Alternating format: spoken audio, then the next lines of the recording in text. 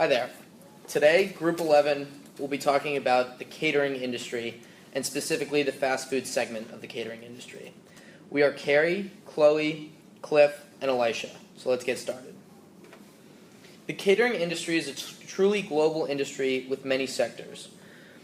Of those sectors, fast food is by far the largest segment of the catering industry. Fast food is truly a global segment with a presence in almost every country. Although most of the fast food brands are headquartered in the United States. The top 5 firms are McDonald's, KFC, Subway, Pizza Hut, and Starbucks. Differentiation. Each brand has a unique market niche. They target different customers with different prices, products, and experiences. These players have a strong presence in different geographic regions as well, as you can see in the map. So the industry outlook, we used the Porter 5 Forces and a pest analysis to better understand where each player stands and where the industry stands as a whole. Thank you, Elisha. And now I would like to move on to Porter's 5 Forces model of the fast food industry. First of all, it will be the first of new entrants. Firstly, it will be the barriers to entry. It will be illustrated in terms of supply and also the customer loyalty. At this point, qualified supply is critical as it equals to superior quality of food in front of the customers. On the other hand, customers tend to have high brand loyalty, such as McDonald's, Burger King, as many of the fast food firms make use of franchise options this will help creating strong brand recognitions and familiarity to the customers. These above scenarios will help strengthen the barriers of entry. However, there is a low switching cost for customers as price and menus are similar across distinct companies. This will be easier for new business to enter the market.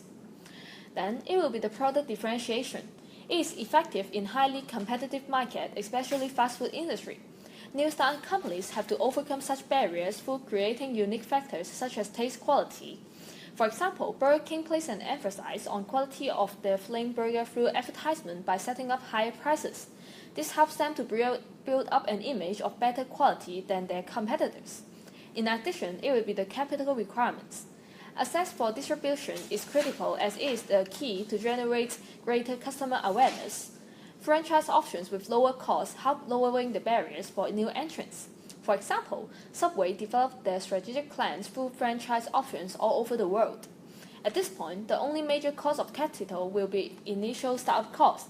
In summary, the threats of new entrants will be moderate. You can see from the graph below that the customers have placed strong emphasis on food quality and tastes as this is what newcomers have to consider. And the percentage of fast food shops all over the world has been increasing constantly, which means that the market is quite tense. And now, I will talk about the bargaining power of suppliers. Suppliers are important in this industry, but they are also less control on prices and also supply, which induce their low power. First, there are a high number of suppliers in the market. This has created abundant supply of raw materials and ingredients. What's more, tense competitions between suppliers have reduced their bargaining powers.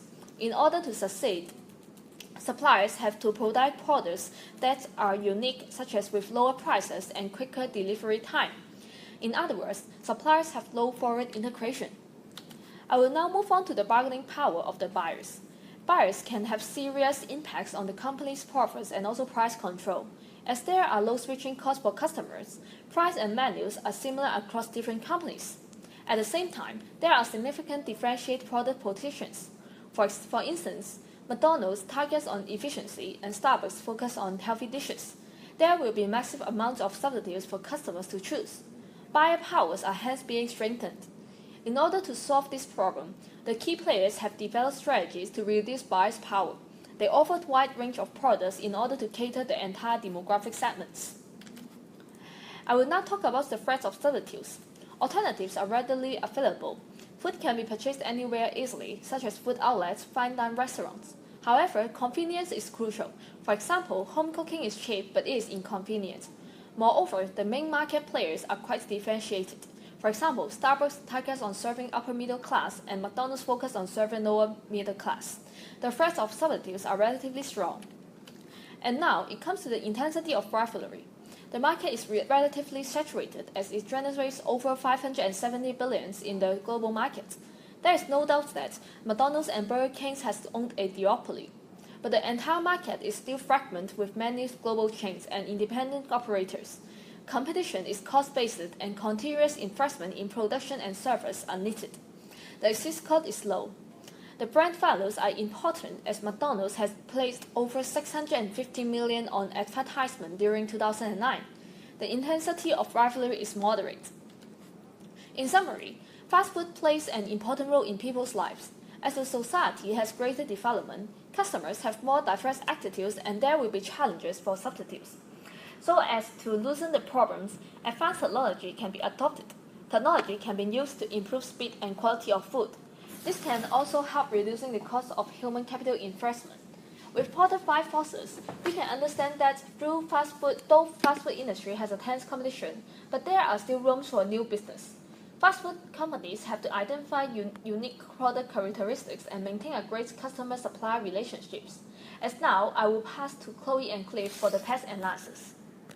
In the political aspects, government regulations such as the introduction of sugary tax affects the change in consumer behavior and preference. It is found in the study that there is a decrease in the numbers of all non-alcoholic drinks sold per customer, with the exception of fruit juice, which increased by 22% after 6 months of the implementation of sugary tax. Correspondingly, fast food chain stores need to broaden the menu to a more balancing diet and reduce the amount of sugar in their offering. Secondly, McDonald's and KFC need to reconsider the demand on products that consist of excess fat, sodium, and sugar.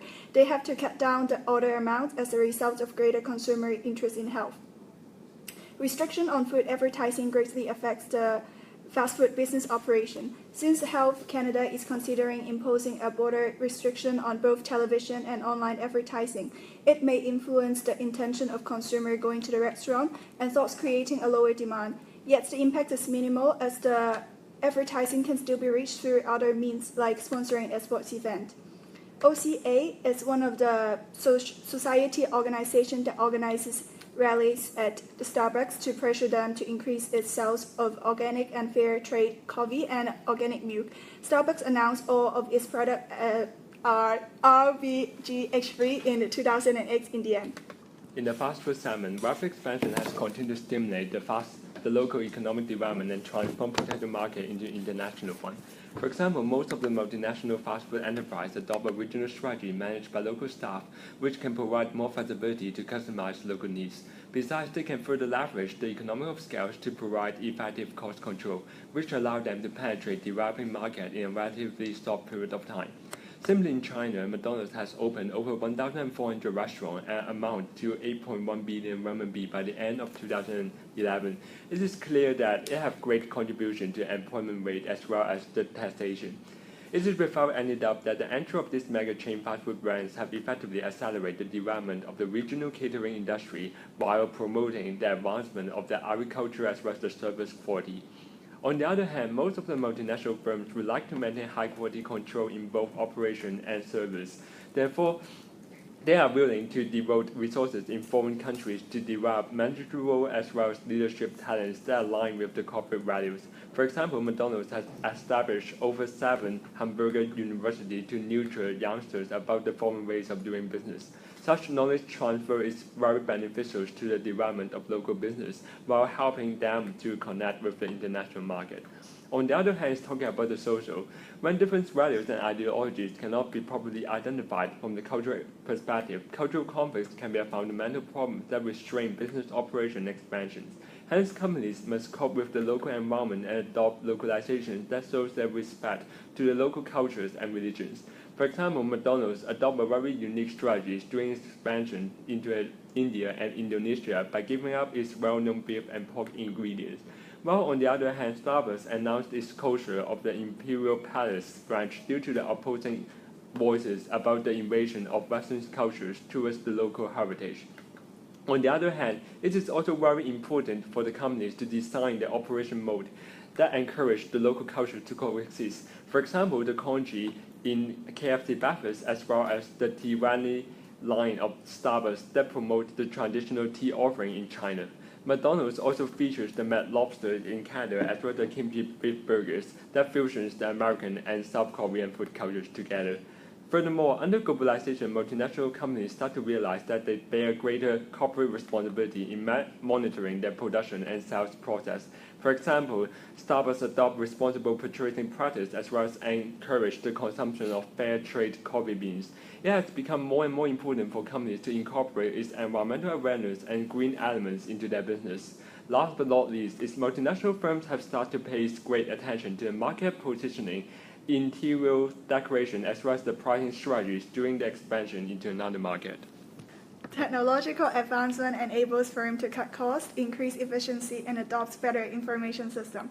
Consumers become more and more digitized, and digital ordering on both mobile phones and electronic kiosks are available. By decreasing the personal interaction of customers with company employees, it helps to save the labor cost. Besides, digitized ticketing system on WeChat has been prevalent in China. It helps to shorten the queuing time and increase the order speed as well as enhancing the customer overall experience.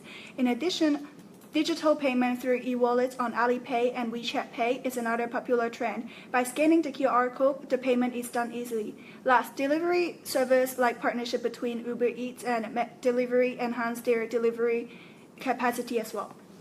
In conclusion, we see that fast food firms are facing pressure from local governments and consumers for corporate responsibility. Franchising has allowed firms to grow quickly, and technology is constantly transforming the efficiency of the restaurants. The competitive landscape is moderate, with fast food firms constantly competing and trying to win over one another's customers.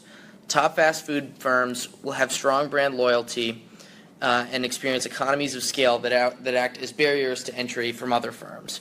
They must work hard to innovate and protect their market share.